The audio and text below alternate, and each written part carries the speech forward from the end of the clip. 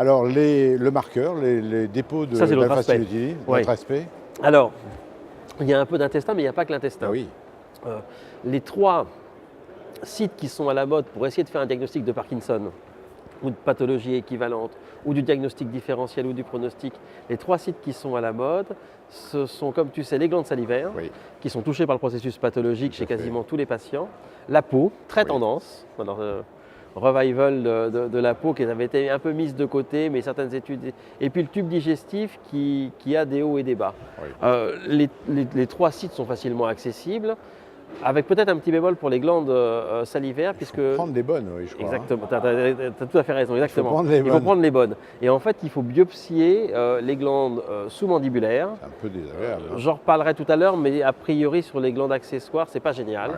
Donc il y a probablement une petite limitation technique et qui peut poser souci. Après, sur la peau et sur le tube digestif bas, c'est fait très facilement, comme tu sais. Et la peau, c'est biopsie cutanée. Biopsie cutanée, À alors. des endroits particuliers. Ah, c'est exactement ça. C'est peut-être ce qui est un petit peu nouveau. Si on avait fait peau il y a 4-5 ans, il n'y avait quasiment rien. Parce qu'une première étude japonaise avait montré que c'était négatif si jamais ils prenaient juste en parasternal. Et dans mon souvenir, ils prenaient au-dessus une deuxième biopsie qui était juste au-dessus de la cheville de la malléole. Je crois, oui. Négatif à l'époque, enfin tu vois, juste 2 patients sur 20 positifs pour trouver justement des agrégats d'alpha-synucléine et faire un diagnostic de Parkinson. Donc pas grand-chose.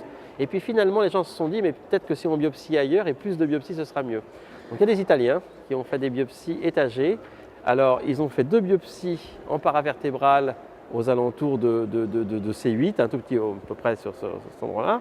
Et puis ils ont descendu un tout petit peu, ils ont fait aussi au niveau de la cuisse et Au niveau de la jambe. et au niveau de la jambe. Même chose, les Allemands l'ont fait et il semblerait y avoir une distribution qui est rostro-caudale, qui va de haut en bas. Et finalement, Intéressant, hein. ça marche un peu mieux comme ça. Alors, comme ça, on a l'impression qu'on a tout dit, si tu veux, et que c'est réglé. Comme tu l'imagines, il y a encore beaucoup de débats pour savoir, parce qu'après, il y a le site de la biopsie. La concentration aussi. Exactement, bien sûr. Sa profondeur. Ouais. Quel punch tu vas utiliser. Tu prends du 2, du 3, du 6, Eh oui. tu fais un point de suture. Enfin, c'est des choses toutes bêtes, mais tu vois bien un peu sur l'ensemble. Et après, sur l'analyse, il y a aussi des données qui sont quand même très hétérogènes, avec certaines personnes qui vont utiliser tel type de fixateur, qui vont analyser de fixation, qui vont analyser un grand nombre de coupes. T'imagines, si tu dois examiner 80 coupes, sur un côté pratique, c'est pas forcément si simple. Donc il y a finalement il y a encore beaucoup de questions qui sont en suspens avant de trouver un protocole facilement jouable, que tout le monde puisse faire, qu'on puisse récupérer des éléments sur cet aspect-là. Mais quand même, probablement un marqueur périphérique dans quelques années. En tout cas, c'est pas impossible. Ouais. Et peut-être ce qui serait intéressant et qu'on peut imaginer, c'est que tout ça est beaucoup centré sur la microscopie Oui. et sur l'immunofluorescence. On détecte les agrégats au microscope. Donc bien entendu, il y a un côté technique, puis il y a un côté aussi lecture. Donc ça nécessite un neuropathologiste qui a l'habitude ou quelqu'un qui fait plutôt de la petite fibre, tu vois, un Oui, peu sur la oui, peau, tout à etc. fait, oui. Ce qu'on peut imaginer, c'est le développement de techniques biochimiques qui serait aussi peut-être pas mal parce que ça ferait un côté noir ou blanc, 0 ou 1. Présence ou pas. Exactement. Alors ce ne sera pas le biomarqueur ultime, mais Oui. ce serait un élément qui permettrait d'aller dans du diagnostic différentiel, dans du suivi de patients. Oui.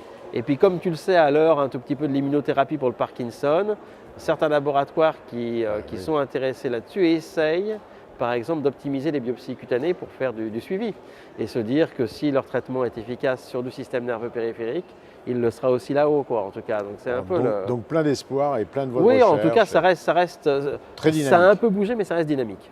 Merci infiniment. Un grand merci, vraiment c'est super, merci à toi, merci.